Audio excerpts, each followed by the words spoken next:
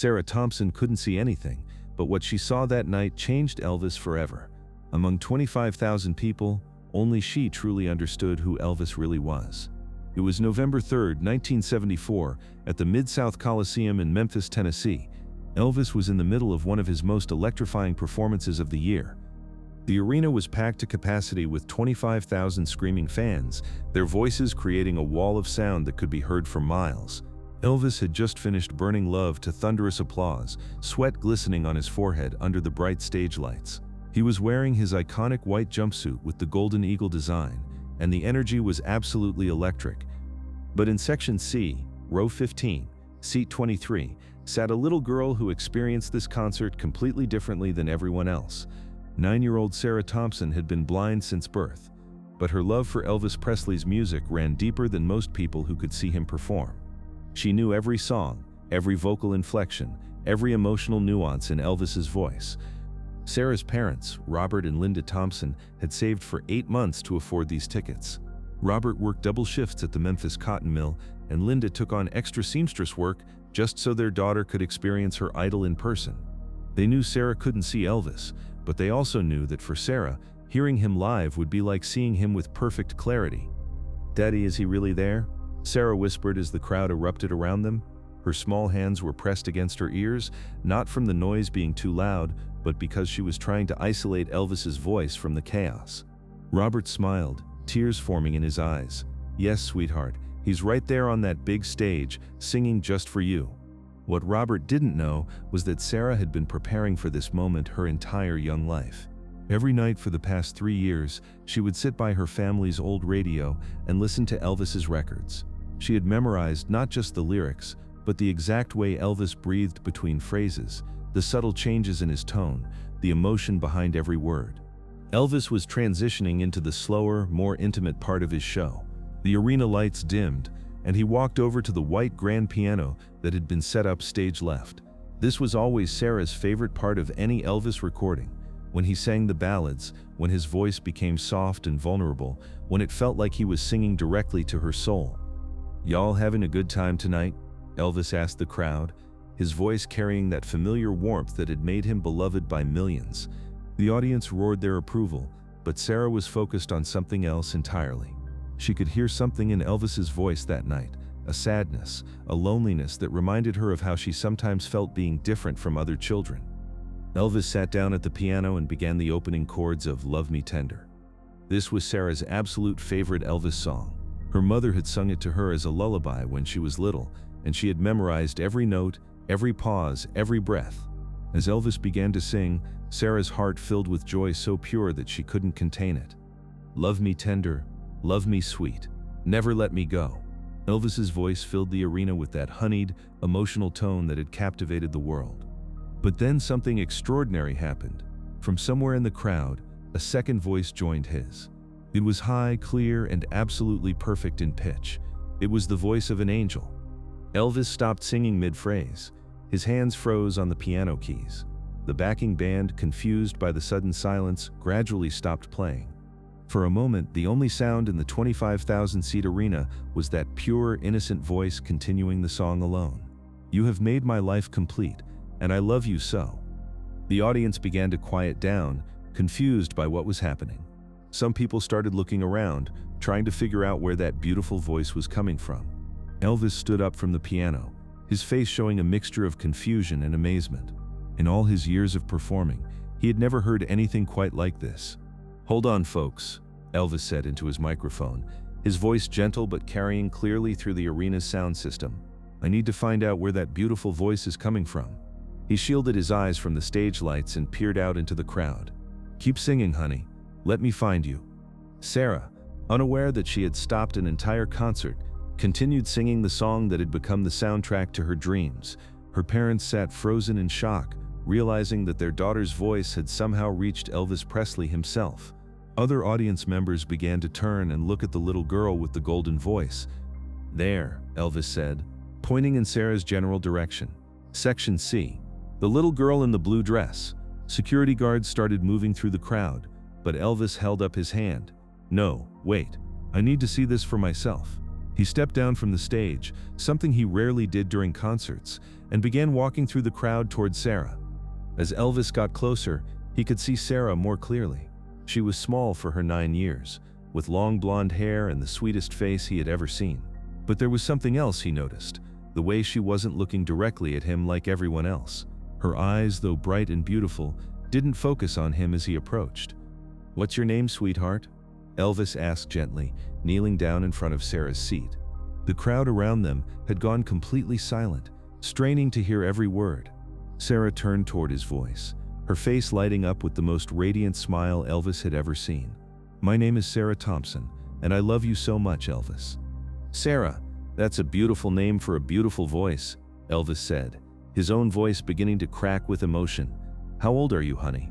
"I'm 9 years old," Sarah replied, her hands reaching out slightly, trying to locate exactly where Elvis was. It was then that Elvis realized this precious little girl couldn't see him. Elvis felt something shift in his chest, a profound emotion he had rarely experienced. Here was a child who loved his music so purely, so completely, without ever being able to see his face, his movements, his showmanship. Her love was based entirely on his voice, his music, his soul. "Sarah," Elvis said softly, "would you like to come up on stage with me?" The arena erupted in applause, but Elvis barely heard it. He was focused entirely on Sarah, who had just nodded enthusiastically, her face glowing with excitement. "Daddy, did Elvis just ask me to come on stage?" she whispered to her father, who was now crying openly. "Yes, sweetheart. Elvis wants you to sing with him." Elvis gently took Sarah's hand and helped her stand up. "Don't worry, honey, I've got you," he said as he carefully guided her toward the stage. The crowd parted like the Red Sea, everyone wanting to touch this magical moment but respecting the sacred space around Elvis and Sarah. As they walked, Elvis realized he was experiencing something he had never felt before in his entire career. Helping Sarah up onto the stage, Elvis was struck by how small and delicate she seemed under the bright lights. But there was also something incredibly strong about her, a confidence that came from years of navigating the world without sight. "Don't be nervous, sweetheart," Elvis said. "These folks are all friends here." "I'm not nervous," Sarah said with a smile that could have lit up the entire arena. "I've been waiting my whole life for this moment. I've dreamed about singing with you so many times." Her words hit Elvis like a physical blow. He had to take a moment to compose himself before he could speak again. "Well then," Elvis said, his voice thick with emotion, "I reckon we better make this dream come true." He led Sarah over to the piano and gently helped her sit on the bench beside him. The 25,000 people in the arena had gone completely silent, understanding that they were witnessing something extraordinary. "Sarah," Elvis said, his voice now carrying through the microphone for everyone to hear, "this young lady has just reminded me what music is really about. It's not about the lights or the costumes or the screaming crowds. It's about this." He gestured between himself and Sarah. "It's about connection. It's about love." Elvis placed his hands on the piano keys and looked at Sarah. "Ready, honey?" Sarah nodded, her face serene and confident. As Elvis began to play the opening chords of "Love Me Tender Again," something magical happened. Sarah's voice joined his from the very first note, and together they created something more beautiful than either could have achieved alone. "Love me tender, love me sweet, never let me go." Their voices blended in perfect harmony, Elvis's deep, rich tone providing the foundation, while Sarah's pure, crystalline voice soared above like an angel's song. The contrast was stunning, the seasoned performer and the innocent child, the man who had seen everything and the girl who had seen nothing but felt everything. "You have made my life complete, and I love you so." As they sang together, Elvis found himself looking at Sarah in wonder. Her face was radiant with joy, her voice never wavering, her timing absolutely perfect. She wasn't just singing the song, she was living it, feeling every word, every note, every emotion. "Love me tender, love me true, all my dreams fulfilled." The arena was so quiet that you could hear people crying. Tough construction workers were wiping their eyes. Teenagers who had come to scream and dance were standing in reverent silence. Even the security guards had stopped moving, transfixed by what they were witnessing. "For my darling, I love you, and I always will." As the song reached its conclusion, Elvis and Sarah held the final note together, their voices intertwining like two souls sharing the same heart. When the music finally faded away, the silence that followed was profound. the kind of silence that comes when people have just experienced something sacred. Then the arena exploded. The standing ovation lasted for over 10 minutes, the longest in the Mid-South Coliseum's history. People were on their feet, crying, cheering, celebrating not just the performance but the pure human connection they had just witnessed. Elvis stood up and gently helped Sarah to her feet, keeping his arm protectively around her shoulders. "Ladies and gentlemen," Elvis said when the applause finally died down, "I want you to meet Sarah Thompson. She's 9 years old. She has the voice of an angel, and she's just taught me something very important." He paused, looking down at Sarah with genuine affection. "She's taught me that sometimes the people who see us most clearly are the ones who can't see us at all." Sarah looked up toward Elvis's voice and said something that would stay with him for the rest of his life. "Elvis, I can see you through your voice, I can see your heart, and it's beautiful." The simplicity and honesty of her words broke down every wall Elvis had ever built around his emotions. For the first time in years, he cried openly on stage. "You know what, Sarah?" Elvis said, his voice cracking. "You see me better than most people who have perfect vision. You see the real me, not just the guy in the fancy clothes." He turned to address the audience. "This little girl has just given me the greatest gift anyone has ever given me. She's shown me that my music, our music, can reach places I never imagined." Elvis knelt down to Sarah's level and spoke quietly, though the microphone still picked up his words. "Sarah, I want to ask you something. Would you like to come visit me sometime? I'd love to show you my music room at home, and maybe we could sing some more songs together." Sarah's face lit up like Christmas morning. "Really? You really mean it?" "I never say anything I don't mean, sweetheart," Elvis replied. "You've touched my heart tonight, and I don't think I'll ever be the same." He turned back to the audience. "Folks, I've been performing for over 20 years, and I thought I knew what it meant to connect with people through music, but this little girl has just shown me that I've been learning that lesson all wrong." As Elvis prepared to help Sarah back to her parents, she did something that surprised everyone in the arena. She reached into her small purse and pulled out a folded piece of paper. "Elvis," she said, "I wrote something for you. My daddy helped me put it in Braille, but maybe someone can read it to you later." Elvis took the paper with trembling hands, understanding that he was being given something precious beyond measure. "What does it say, honey?" he asked. Sarah smiled. "It says that even though I can't see you with my eyes, I can see how much love you have in your heart for people like me, and I wanted you to know that we love you back just as much." The emotion in the arena was overwhelming. Elvis had to take several deep breaths before he could speak again. "Sarah, this is the most beautiful gift anyone has ever given me, and you know what? I'm going to keep this with me always, as a reminder of what really matters." He carefully folded the paper and placed it in the pocket of his jumpsuit, right over his heart. As Elvis walked Sarah back to her parents, the entire arena remained standing, many people wiping tears from their eyes. When they reached her seat, Elvis knelt down and spoke to Robert and Linda Thompson. "You have raised an incredible little girl," he told them. "She's just changed my life, and I hope you'll let me be part of hers." Elvis returned to the stage, but something fundamental had shifted. The rest of his concert was different, more intimate, more emotional, more connected. Every song seemed to be dedicated to Sarah, and Elvis kept looking over to where she sat with her parents, drawing strength and inspiration from her presence. After the concert, Elvis did something unprecedented. Instead of immediately leaving the venue, he invited the Thompson family backstage. They spent over an hour together, with Elvis showing Sarah his guitars, letting her feel the fabric of his costumes, and sharing stories about his music. Most importantly, he made good on his promise. He arranged for Sarah to visit Graceland the following month. That visit to Graceland became one of the most meaningful experiences of both Elvis's and Sarah's lives. Elvis had his music room specially prepared for her visit, with tactile displays that let her experience music through touch and vibration.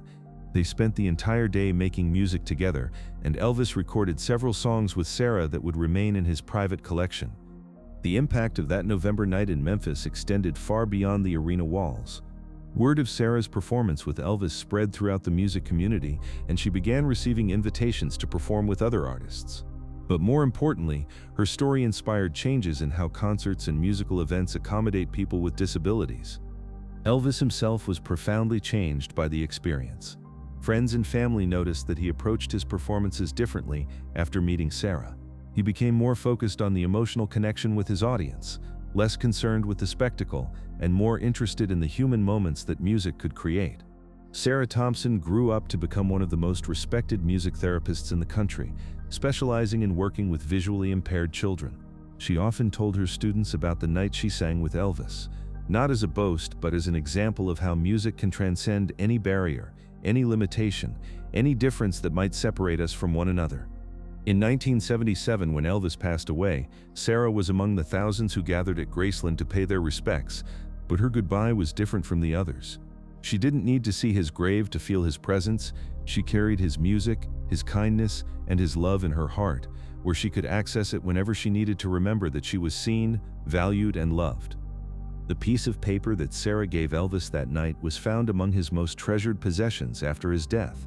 He had kept it with him, just as he promised, carrying it in his pocket during every performance for the remaining 3 years of his life. On it, written in Braille, were these words: "Dear Elvis, thank you for showing me that music is how hearts talk to each other. I may not be able to see you, but I will always be able to feel your love. Your friend forever, Sarah."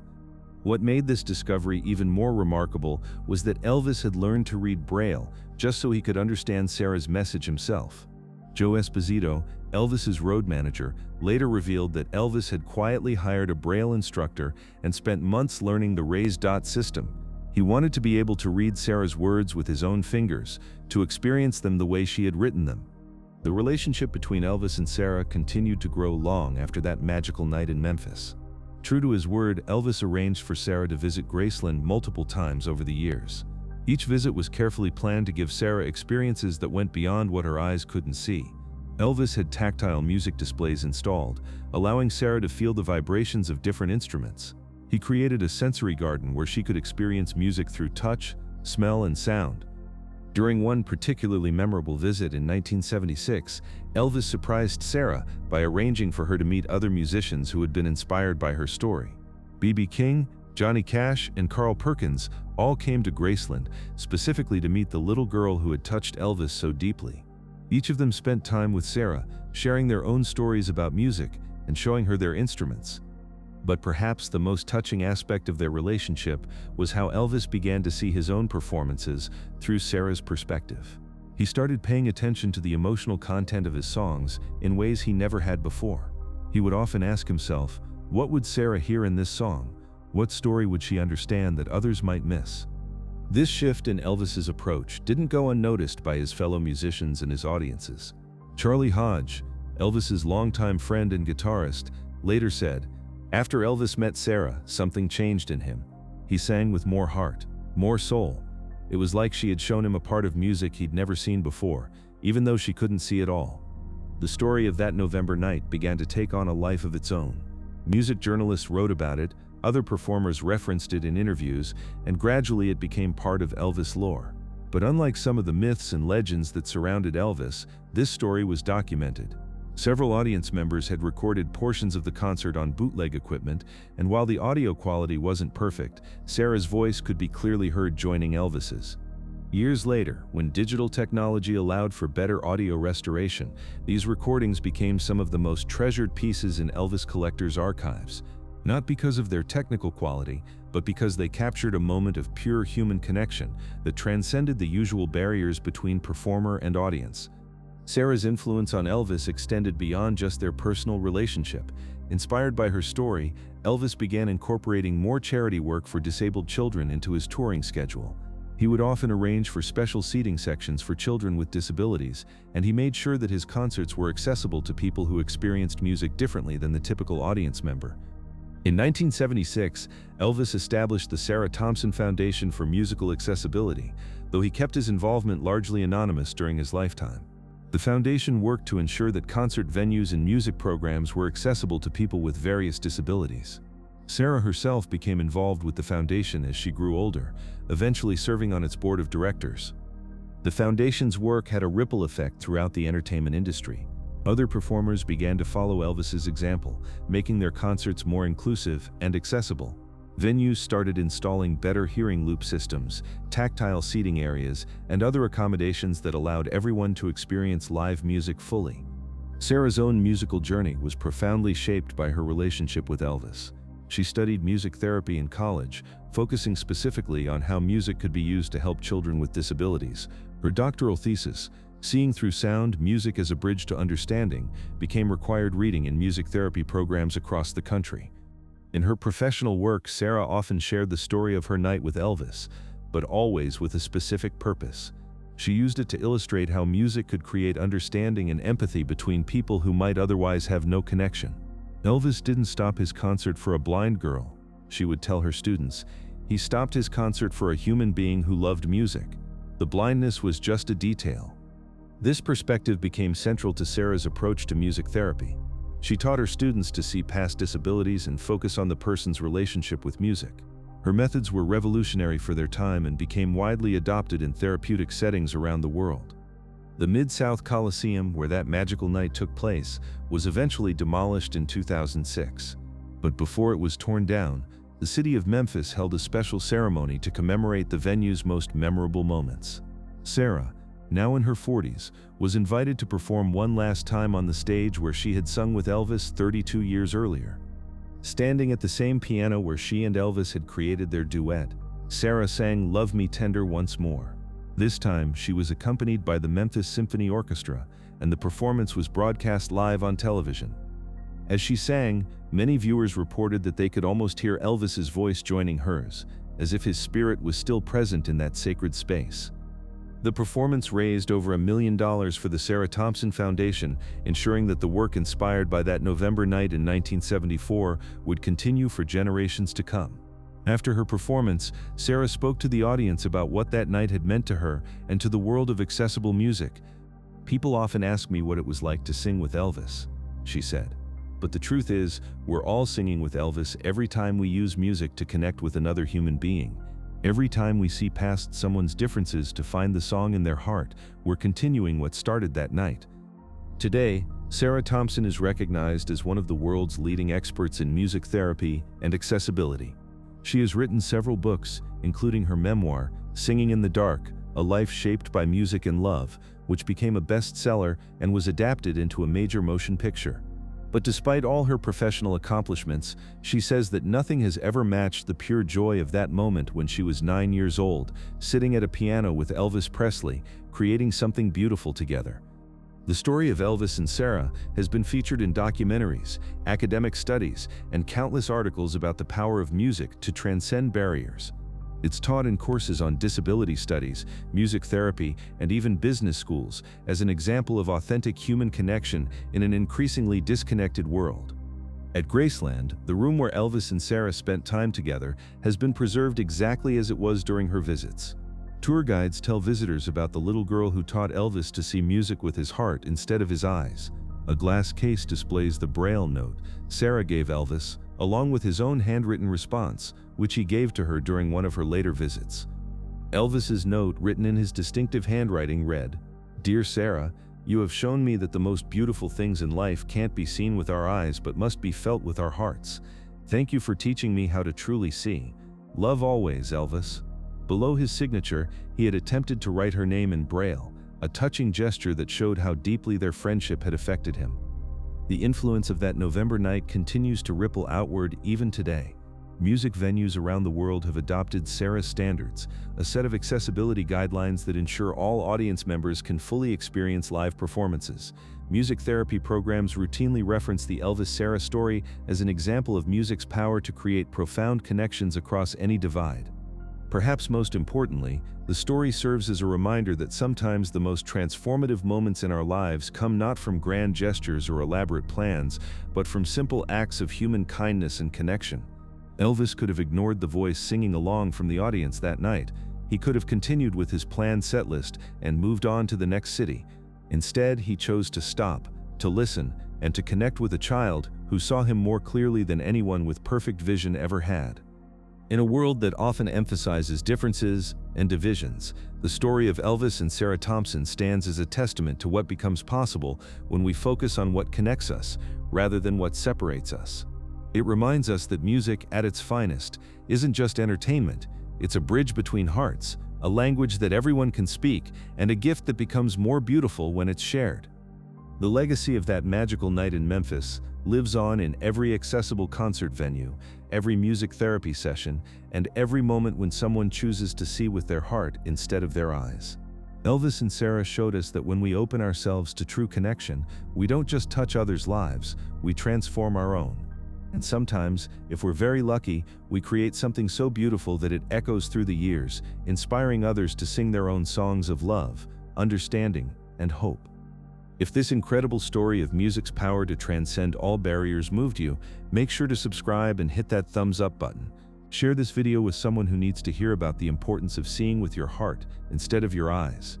What song has helped you see the world differently? Let us know in the comments below, and don't forget to ring that notification bell for more amazing stories about the moments that reveal the best of human nature.